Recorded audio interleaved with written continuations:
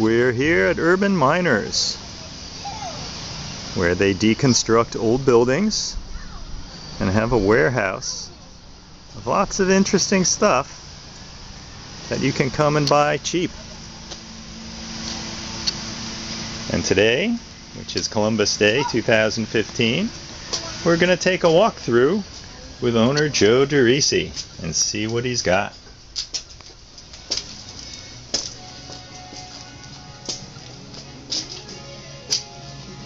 Hi, Joe. All right. Ready to take a tour? Okay. All right.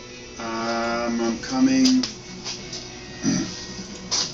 Just have a. There we go. Are you set for the moment? Yes. You're good? Yeah. Okay. Very good. What are we doing?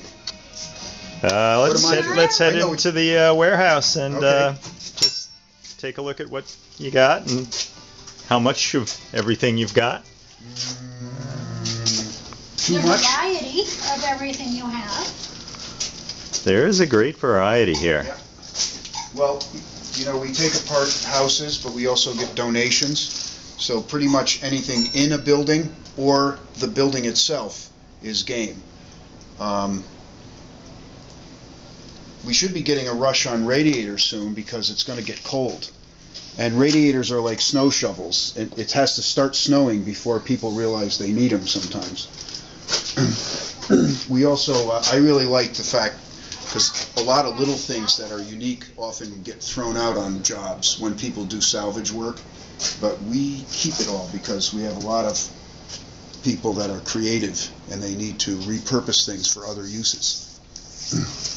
You actually sell a lot of stuff off that wall. It's a little messy right now, but it's good messy because you got too much stuff. Right. Well, it's not like we have a. One of the problems with stores of today is they've refined their inventory down to a few choice things, and the customers were not the ones making the choices. So you can't always get what you want if you go to a big store. Sometimes you don't even get what you need. Right, and here the problem is there may be something that you want you can't find anywhere else, but you really have to dig for it, which is, you know, one of my standard jokes is that's why we call it mining, not shopping. Now, what kind of things have you seen repurposed from items here? Well, here's a big one, which is lumber that might be framing lumber from a house becomes furniture.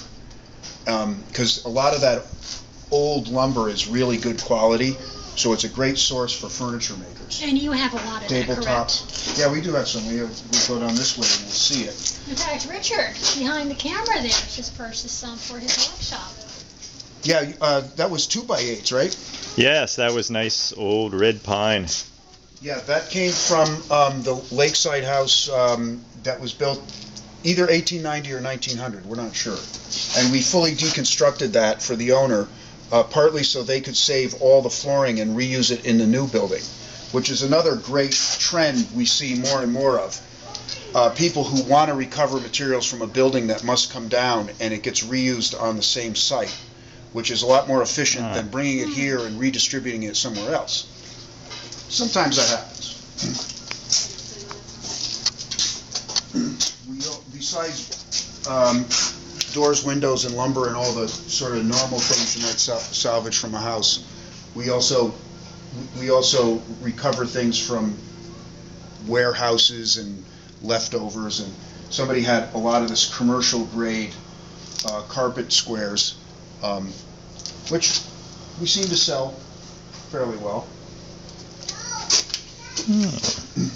I see you have a lot of books back here. We do have a book section because when we do clean-outs or people are donating stuff, we get books. We don't specialize in books, of course, but sometimes we donate books. Sometimes we let the local bookstore come in and take what they want for selling. And then there's always just books here, and people like them. And I don't think we really make any money on books, but books are great. So this old camera equipment also came out of houses, or was just no, donated? actually, here's a key. See that little Y on there? Ah, yes. Actually, this stuff, not all of it, but these old ones like this came out of the Yale Art Gallery library when that was renovated. We were in there salvaging. That's years back now. There's a couple more up there. Could these be fixed up to work? I wouldn't doubt that they work. I'm not quite sure what their application was, although we do have some old slides that may have. I believe a customer needs it. Yeah. Hold on. Never saw these before. There are things in your own warehouse that you've never seen? Oh yeah. I don't know where this comes from. Canvas art. Yep. So this would be a great place for students who just want inexpensive decorations for their space for the next year. I think this area needs some cleaning, but it's true everywhere. If more things went out, it would just clean up naturally.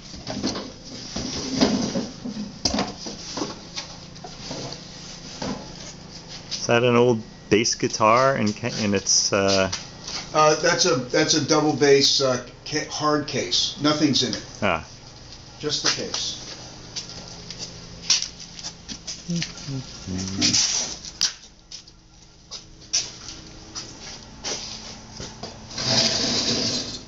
So here's an interesting repurpose when speaking of books.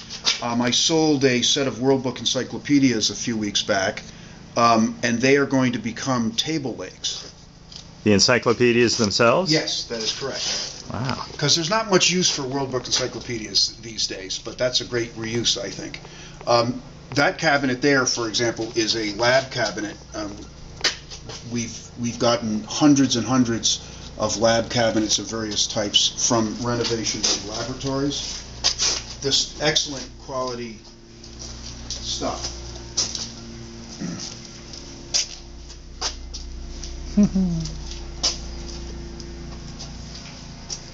I see you got some tables over there. Yeah, that's we made a little section for. We've got folding tables and tabletops. Not all of them have legs, but you know. I think you can find the legs here. Yeah. And if not, you can make them out of something. We're working on this spot today. This really rough-looking lumber with lots of nail holes is because it was roof sheathing. This stuff is probably pre-Civil War. I forget which building this stuff is here. I think it's 1840s. But the roof sheathing would always get lots of nails in it because they would redo the roof, and it got lots of heat and cold because it's up in the attic space with the sun beating down on it, and it would split and dry out. So it's really lousy lumber for building anything because it's not very structurally sound, but it has a great look, and people use it for furniture and paneling and I don't know what, but we definitely sell this. It's great to recover it because it often gets trashed, and it's just you just can't replicate the look of it. What's your pricing policy on lumber? Well, we have some things that are very standardized, and for instance, barn board, which we don't specify species, just sort of something that looks like it came from a barn. Our standard price is $6 a square foot. We do have some stuff that's more expensive than that because it's more rare. So what percentage of going out and buying this stuff somewhere else would you charge, do you say? Wait, what's that? You know, like compared to someone else who would have wood, you know, per square foot. Oh, yeah. Well, you can go and buy. For example, I priced this a while ago. So you can get some oak flooring at the big box store down the street, about this wide, and it's pre-finished and new stuff, and it goes for about $5.86 or something a square foot. You could get so here I'll show you some flooring here.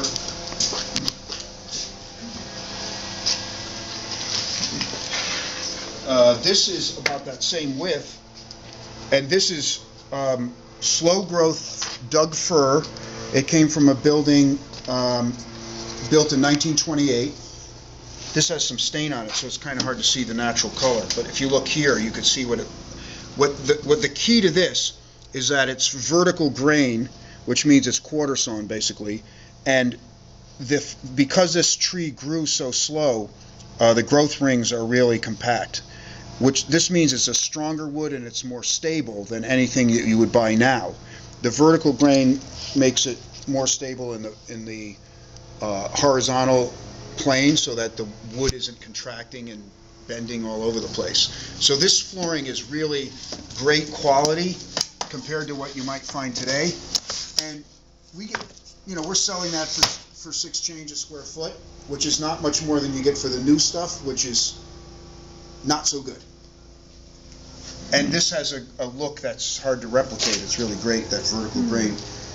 This is 3/4 inch yellow pine or fir beadboard, also 1928.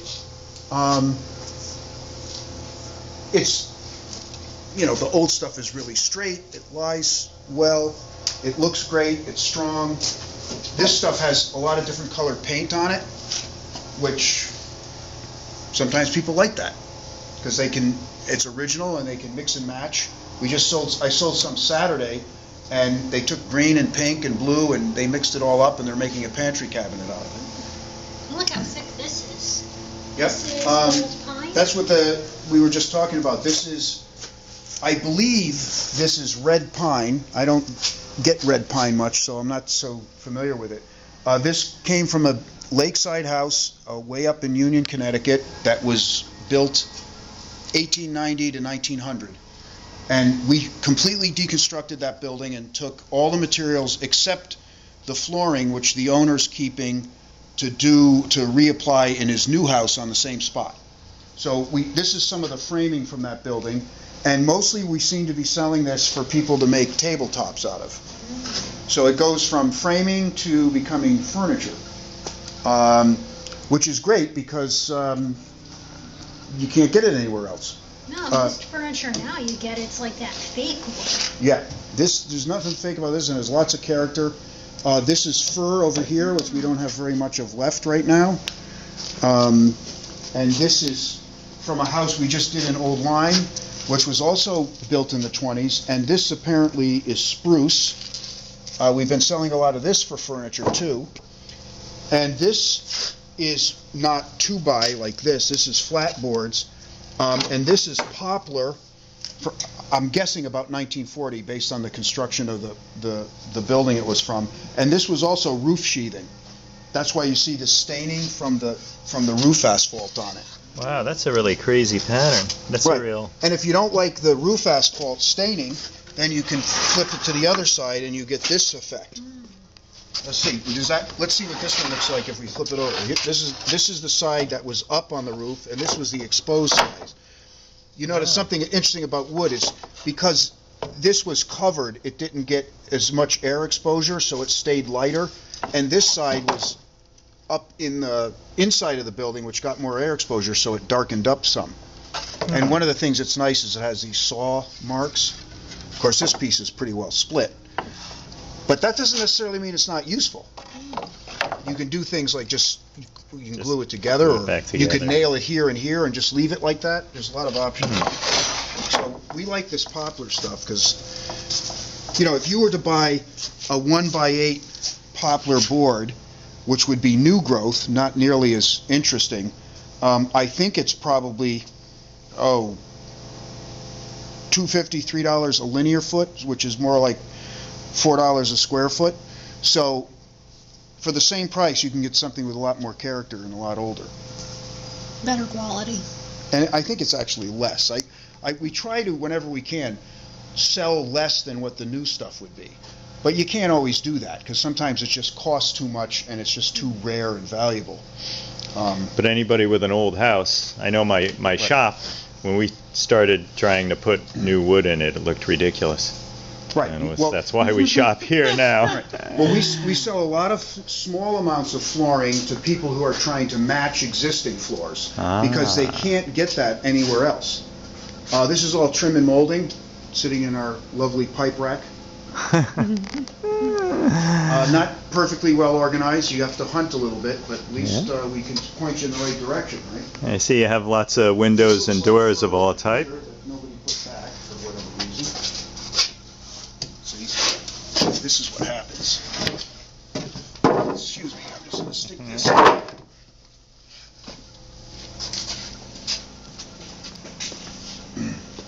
You want to tell us something about these big tanks here?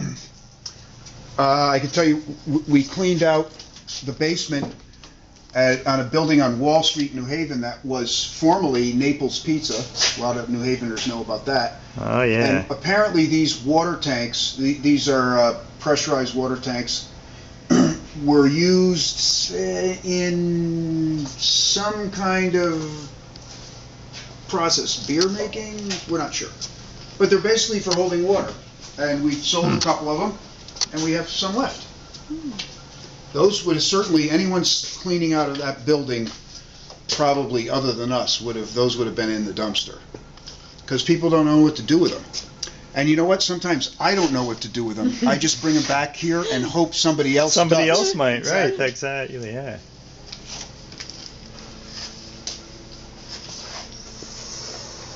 Well, this is a good repurposing point. Old box springs, which cost money to throw away. Well, one of my employees said, "Oh no, a lot of people are using these for crafts now." So we take the box springs apart and save the springs, and people buy them and make stuff out of them. And don't ask me what. Is that wine rack still up in front? Yeah, the wine rack's up in front, and that's one of the box springs that we didn't take apart. It's fun. Look at all the doors gotta go back. So I guess a lot of all kinds of doors and windows. Ooh. We sell a lot of doors like this, and it's pretty hard to find one of these in your basic lumberyard or store, big box store, right? So this kind of door, you can make one out of the beadboard we have, but we sort of did some calculations. Like what we asked for this door is about the same price it would cost you if you just bought the wood. So this is a big advantage because it's already made. Already made, yes. And also, it was made a long time ago. Yep, probably this one, 1920s. I think it came out of one of those beach houses. Great. This one's probably earlier than that. Yeah, we probably have, typically at any given time have about 800 doors. Do you have them arranged more or less by size or something, or you just go through and shop randomly? Right. I have, me and or one of the employees will have some ideas about where certain things are, where exterior doors are. The problem is it changes so much and things get moved around. It's a little hard to keep track of sometimes.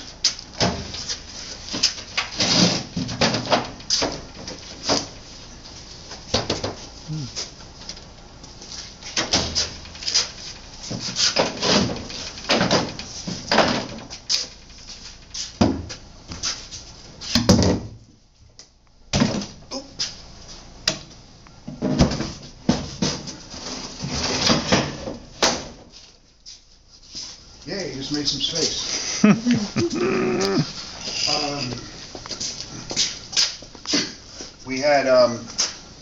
We recently moved our tile aisle and made it accessible. That always is helpful. We have marble, we have ceramic tiles, and usually we're not salvaging huge amounts unless we happen to come across somebody who has really collected it. But there's a lot of good stuff here for crafts, repurposing for other stuff. These are just samples from an architect of different types of glass, so they could be used for whatever you like. And so a lot of fun stuff we have these windows. Actually, these here are actually disassembled museum cases that we got from Yale. And they were so huge and hard to handle, we decided finally we didn't have enough room to store them, but we saved all the parts. So these are brass framed glass panels, and we've sold some of them.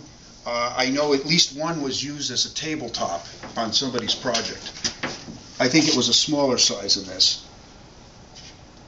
Oh, there's one that got broken. But we also have, what we did is these had wooden bases. So these were a big glass box on top of a wooden base with a cabinet. So we disassembled it, and on one of them I just took the top and put it on top of the wooden cabinet, so now it's just a big display which is out front. Here's some more windows.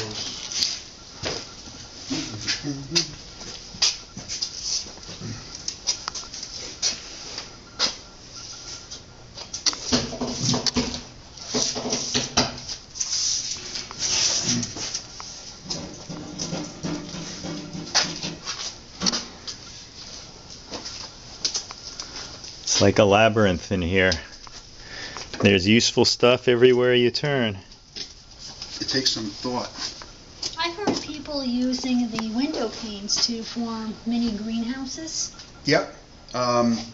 We sell a lot of window sashes, and people use them from hanging on the wall to making, fixed windows in sheds to, cold frames, greenhouses. Actually, there's we have a very good picture. I'm not sure if it's on the website or not. We had a customer buy brick from us, make a patio, and then he bought a whole bunch of different size window sashes and made an entire greenhouse out of it. And what he did is he needed very specific sizes, so he would come to the shop every week, look for those sizes, and then slowly accumulate them until he had his whole project done. Sometimes repurposing takes a little extra effort because you can't just look in a vendor catalog and pick out the things you want. You have to go find what you need. And then sometimes design around your materials, which makes it interesting, but somewhat, it takes a little bit more effort sometimes, but you can compensate that extra effort with the fact that you could also save money. And of course, you're getting things with more character and unique things that you can't get anywhere else. So you just have to take the time to look for them. Would it be possible to visit this museum with the greenhouse?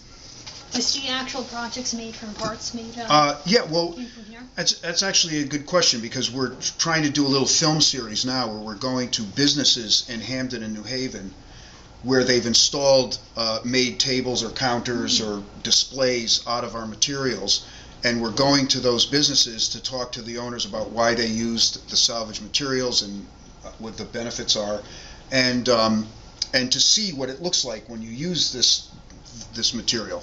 I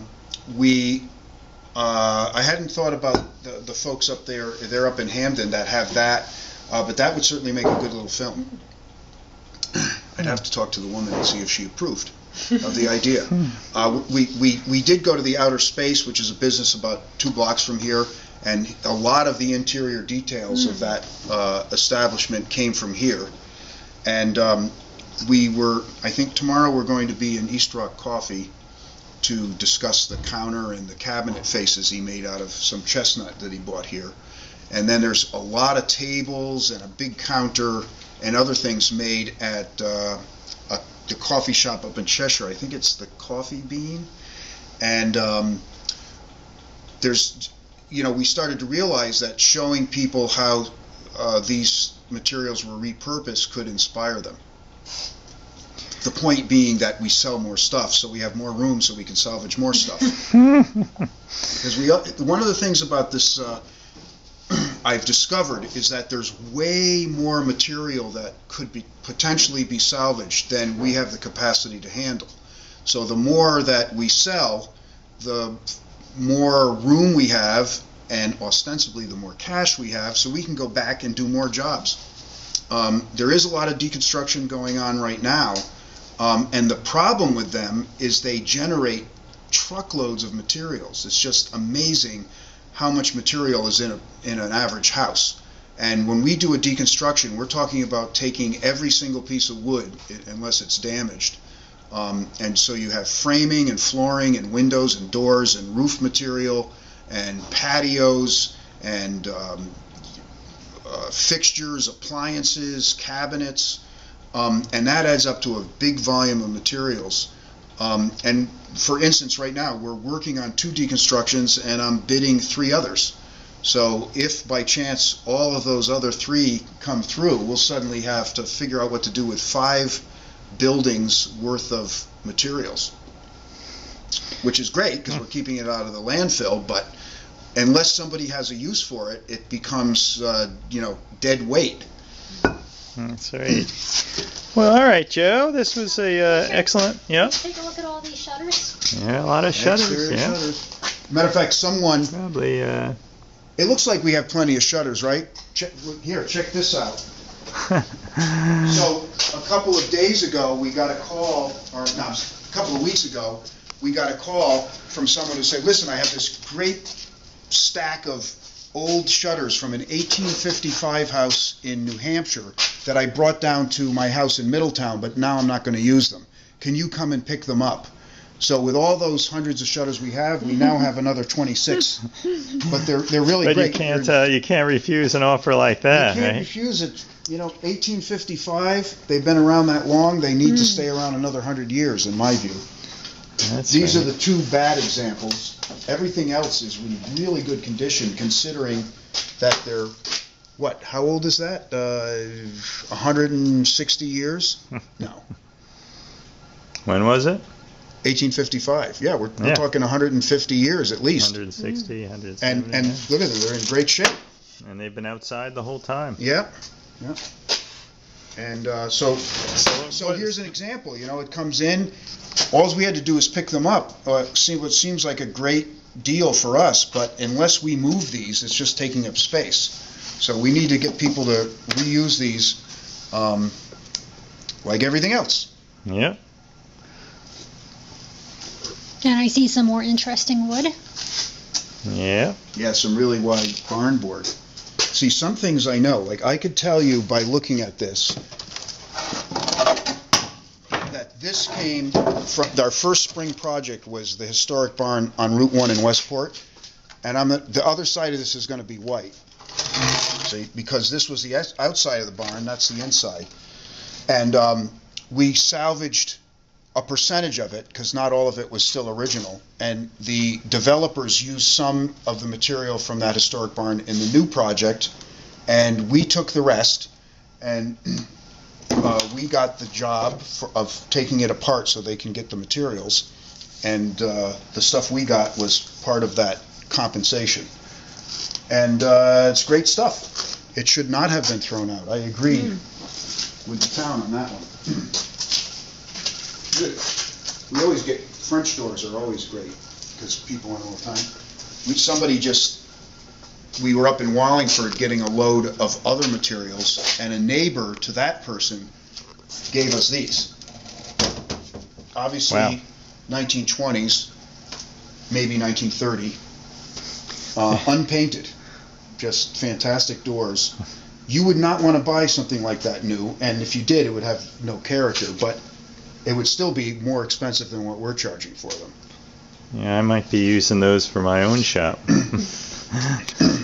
And otherwise, we should ignore these then and maybe go here where we have some interesting antiques. Vintage clothing even. Yeah, it's just, you do clean-outs and whatnot, you get quite a variety of materials. I'm going to open this window over here. Looks like even if you don't think you need anything, it's still a great place to come and shop.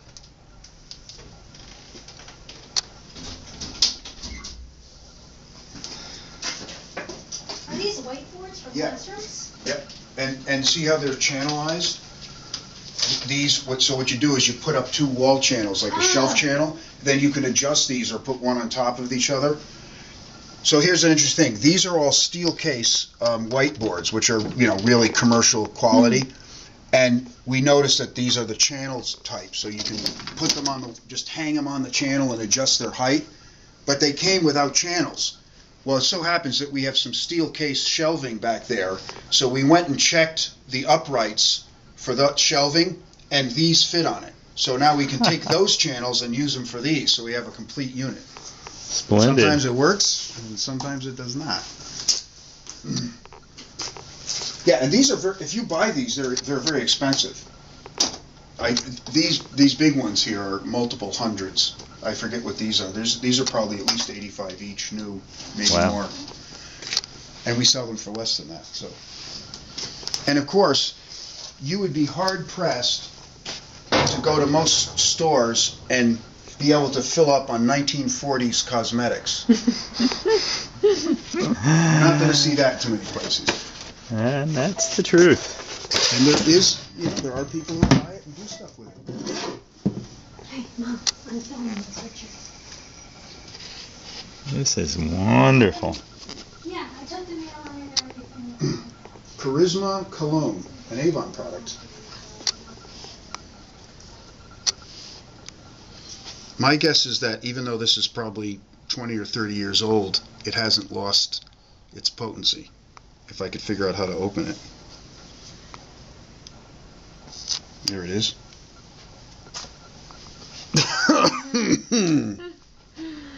Care to... What do you think? Doesn't do much for me. It might have lost its charisma in all that time. It does have an interesting bottle, though. Yes. We have lots of bottles.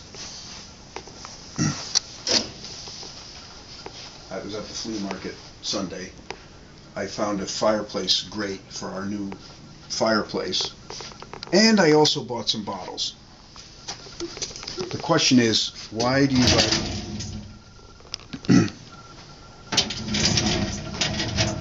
good company? So there's some significance to this, I was told. Faux wood grain metal cabinets apparently came after the Chicago fire, when fire code said you can't have wood furniture in your office anymore. Oh, splendid. But people liked wood, so the companies came up with, hey, we'll make it look like wood, but it's fireproof. From Muskegon, Michigan. All right. Yeah, nice brass hardware. I mean, you are not going to buy a file cabinet like this, new, that's this strong, without spending hundreds. Just... And they certainly won't be faux finished. No. And this one's it's a really good condition faux finish too, I might add. Ah, yeah. Isn't that great? Look, you could, if you didn't know any better, you could say it was mahogany. Well, with what people accept nowadays in furniture, they think they're buying that's wood. Probably a lot of people would accept that. Right. The difference is this is not some formaldehyde-laden particle board that's going to disintegrate the first time it gets moist. It's more likely with this one is that the rest of the building that it's in deteriorates before this does. That's for sure.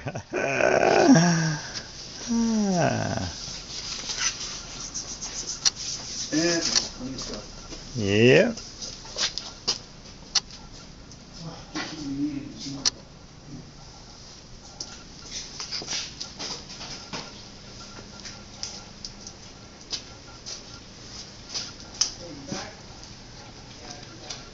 All right. From Urban Miners on Manila Avenue in Hamden, Connecticut.